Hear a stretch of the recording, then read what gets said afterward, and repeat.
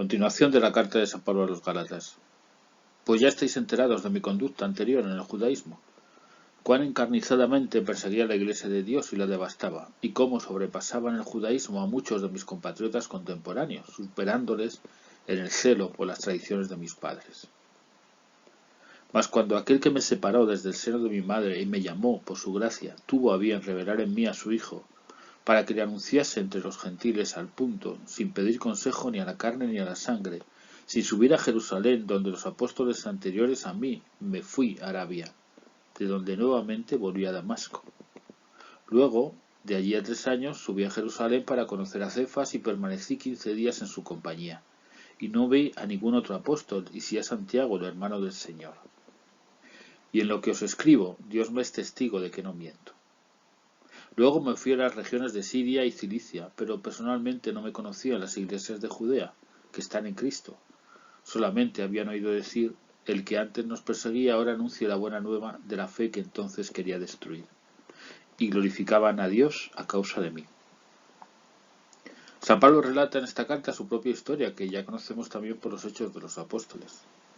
Él había oído hablar de Jesús y de los cristianos como unos herejes que defendían que la ley no era necesaria para la salvación, que la salvación viene por Jesús mismo porque está vivo. Lo dice porque los que habían llegado a las comunidades de Galacia desde Judea después de él intentaban convencerles de que aún necesitaban cumplir lo mismo que los judíos para poder ser salvos. No fue un razonamiento lo que le hizo cambiar de opinión, fue la experiencia de que en efecto Jesús está vivo y que le había elegido antes de nacer para que cumpliese su misión. Y eso es lo que le hizo a Pablo cristiano. A raíz de este convencimiento se acercó al final a Jerusalén y a otras comunidades para saber más de Jesús, y entonces es que fue bautizado. La historia de Pablo es el modelo para todos los cristianos. Somos elegidos y separados antes de nacer. Un día fuimos bautizados, antes o después de experimentar la presencia de Jesús por medio de su Espíritu en nosotros. Y es a partir de ese momento cuando nos damos cuenta que tenemos la bendición de Dios, que es su paz y su poder, para darnos lo que necesitemos mientras vivimos abiertos a dirigirnos a dónde y hacia quién el Espíritu nos guíe. Tener conocimientos acerca de Jesús es necesario, pero no es suficiente. Porque puede pasar lo mismo que les pasaba a aquellos que critica a Pablo, que entiende la buena noticia como otra religión más con sus normas y sus ritos.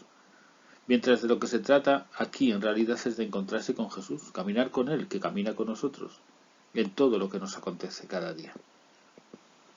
Encontrarnos con Él ocurre un día y el resto de nuestra vida se convierte en una tarea, la tarea principal, cultivar la relación con Él, como tenemos que hacer con todas las relaciones con las personas que nos importan, porque si una relación nos cuida no tardará en desaparecer de nuestra vida.